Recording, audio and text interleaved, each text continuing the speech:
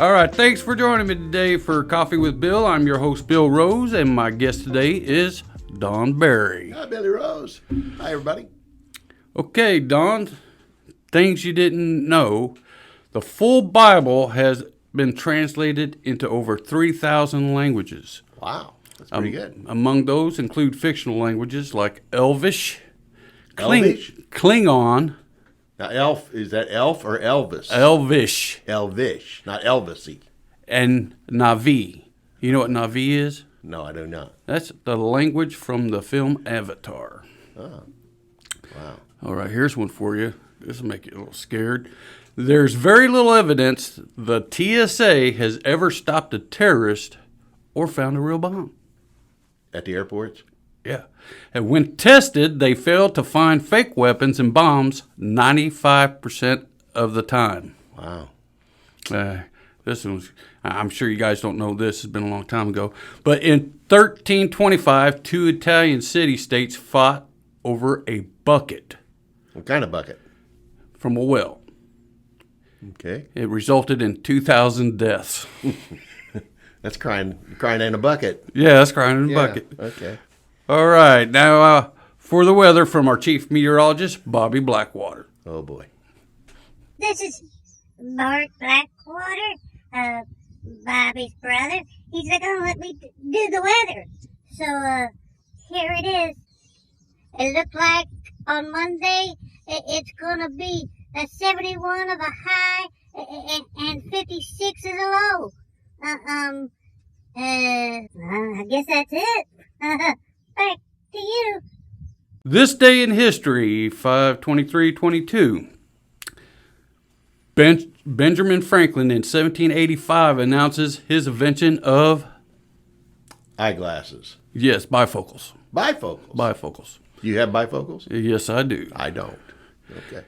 And in 1845, New York City Police Department is formed, replacing the old night watch system. Now, here's one for you, and that was a long drive. 1903, the first automobile trip across the U.S. leaves San Francisco for New York. Wow. It arrives in July 26th. That's approximately 34 days across the United States. I wonder how the roads were back then. Yeah, pretty bad. Yeah. Pretty bad, and probably have to drive like, what was the speed limit? You should know this, 35 mile an hour? Yeah. 40? Like yeah. 45? 45? Yeah. Yeah, I remember those days. You don't remember those days? No, I don't remember. I remember the 45 mile an hour speed, and then when it went up to 55. Now, out to our chief correspondent for the news, Bobby Blackwater reporting live. Oh, boy. Hey, this is your chief correspondent, Bobby Blackwater. Hey, in the news, there was a woman in Quilcene, Washington, in the National Forest. She was in the National Forest walking, and she had to go to the bathroom. So she went to an outhouse, dropped her phone inside. So she went to retrieve it, and she fell inside. She called the fire department and had to rescue her. Bet you that was a crappy experience for both parties. Back to you. All right, this is the interview of the Don. Oh, boy. And I don't mean the leader of a mafia, but the one who serves First Baptist Church of Chester, Illinois. He's a good servant. So, Don, was you born here in Chester? Yes, I was, Billy. I was. And where was you born at? If you go up to the top of the hill above Farmer Joe's Pizza, the big brick building on the corner, that used to be the Chester Hospital. And Oh, yeah. That's where I was born. It's an apartment right now, isn't it? Yeah, it's apartments, I think. So tell us what the term river rat means. Well, that was it started out as a derogatory term when I was in school. If you lived down along the river, down in that neighborhood, you were looked down upon a little bit by the folks that lived in other areas of the town. And, you're a river rat, and it was meant as a derogatory slur that later turned into being kind of a badge of honor. You grew up and you made it out of that area, And this morning you took me and Ridge down by the house that you were raised up in, and you showed us a shed that Your dad and you built. Yep. That was pretty sturdy. It was back then. But it's not anymore. Hey, I enjoy our rides together around Chester, and we've done this a couple of times because you're a little bit of a Chester history buff. What got you into doing that? Well, like you said, I've lived here all my life, and just it's changed so much in my lifetime. A lot of businesses and homes and things are gone that were here when I was a kid, and then I enjoy history a lot anyway, and I've looked into further back into the history of Chester to its founding, and it's interesting. It's an interesting story how we started out as a little outpost along the river in the early 1800s and evolved from there. And did you have relatives that had a place down on the river? Mm-hmm. My grandparents they operated the St. James Hotel that they called the Berry Hotel, and it was kind of catty corner from where the Landmark sits today. And then I had an uncle, great uncle, and his son that had a grocery store down a little further.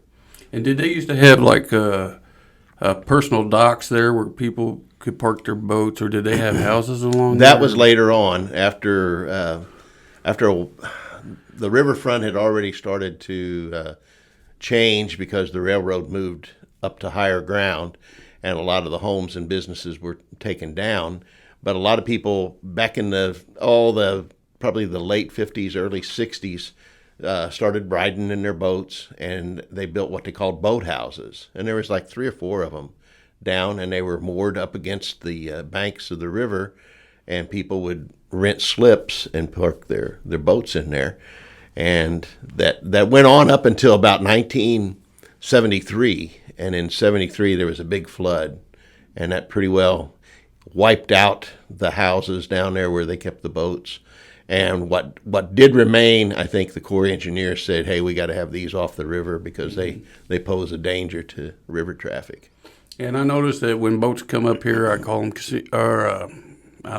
river boats. Mm-hmm. You are the tour guide for Chester. Mm-hmm. Who is the person who brought you to church?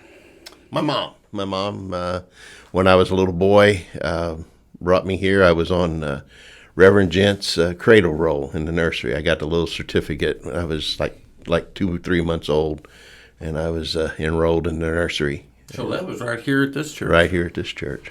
When and where did you give your life to Jesus? I was 11 years old, and I was sitting in about the third pew with a bunch of buddies. It was Men's Day here at the church, and a deacon named V.J. Cranford was preaching that day. And invitation came, and I just had to get out. I had to get up there, and Reverend Gent was there. He met me at the front, and we prayed, and that's when I gave my heart to Christ. Who was the most influential to you in this church? Well, there's been several. I mean, I've had a lot of great people pour into me and continue to pour into me today. Reverend Gent probably was one of the biggest influencers. And I had great Sunday school teachers. Suzanne Spindler, still with us today, and she was one of my early Sunday school teachers. And, of course, Linda Schaefer taught me in high school, and she's taught me here at church. And I had a lot of great men here in the church, Jim Watkins, Dave Spindler, men like that just had a good positive influence on me as a kid. Hey, growing up as a Christian, I was about 9 years old when I got saved.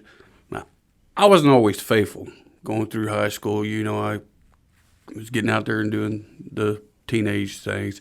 Is that the same for you?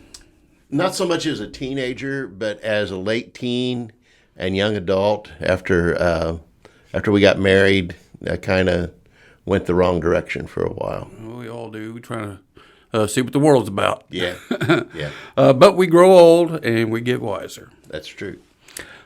Since I've been here, which is about 23 years, and you've been serving the church and this is the meat of this interview. You've been and still are deacon in this church. Been a Sunday school teacher, mountainside teacher, trustee, multiple committees. You even filled the baptistry, and you just emptied it just a few minutes ago. You video the service. You cook. I can keep going on and on. 3 minutes with Mike, or without Mike. You even preach at our church to fill in for Mike, and you preach at other churches. So you do a little bit of everything. Yeah, I try. So why do you serve the church so faithfully? Well, I just feel like God's given me the ability to do that, and I think if you don't use gifts that God's given you, then they may not be there forever. And I took a lot of courses when I was in college on public speaking and being able to stand in front of people and talk. And I got a natural gift of gab, I guess you could call it. And I just, I want to serve God. And like I said, I pulled away from him, and I pulled away from the church for a period of time. But back in the early 1990s, I was still coming to church off and on, but I wasn't doing anything. I was filling a pew. But back in the early 1990s, Jane and I had good friends of ours who had twin little girls, and they were getting off their school bus one day at their grandmother's house, and one of them stepped out in front of a car. And she was in a coma in St. Louis Children's Hospital for a long time. And I worked with her grandfather. We had been friends with her parents for years. And, I know you're not supposed to promise God things, but when we went through that with them, I promised God. I said, Lord, if you'll just get her through this, I'll serve you from now on, and I'll do whatever you want. And she pulled through. And it took a long road. I mean, it was a long time, but she pulled through, and she's a beautiful young lady today, and living on her own. And God got her through it. Now, your wife, Jane, also serves in the church, and a lot of people don't see these things. She runs the computer during the service. She mows. She's a treasurer. What else? Jane does a lot of stuff. She's worked for years in Bible school. Back, probably 25, 30 years ago, she was in Bible school working. And she's done it every year. She likes to decorate the fellowship hall for that. Like you said, she mows sometimes twice a week, at least once a week. And she spends hours, I mean literally hours, working on our treasury. Every month she puts out a monthly report. And she drives me nuts, because if I got a checkbook, I got money. And that's not the way she operates. And of course, that's not the way she operates with the church money at all. But I mean, Jane is minute in her figures, and she'll spend hours. If something's off 5 cents, she'll dig and dig and dig until she finds the mistake. And she's almost had a couple of accidents on the mower. So I mean, yeah, she has. She puts herself in harm's way sometimes. She has several times. Yeah. There's many things that the church never sees what you and Jane do behind the scenes, and I wanted to take this time to thank you and Jane for your service to the church, and I wanted to present you with an iris. Wow, I've never seen one of those. And 3 different color peeps. Oh, good grief. Lily Rose, you're something else. I enjoy these. I know. I might go up and hand these out on the street corner. Hey, we were just joking around. We got that iris for 3 minutes with Mike, and we just had peeps laying around. But on a serious side, we do thank you and Jane for your service. And by the way, I do have you and Jane scheduled in July for a special episode. Oh, boy. So I'll give you more details when that time gets closer, and make sure she's dolled up. Oh, okay. Upcoming events. We have Connect Group on Wednesday at 6 p.m., and you can come and eat at 5 p.m. And we have Saturday services at 5 p.m. along with Mrs. Schaefer's Children's Church. And Sunday services at 10:30 a.m. Come a little earlier and enjoy some coffee. And remember, love God, love people, and live like Jesus. Thank you, Tim Hall. Thank you, Tim Hall. Good? All right. That's good. What'd you think? Yeah. Billy Rose. We want to thank you with an Irish and some beef. Sitting there for 3 months. Sitting there for 3 months. Yeah, I can't wait to dig into all of them.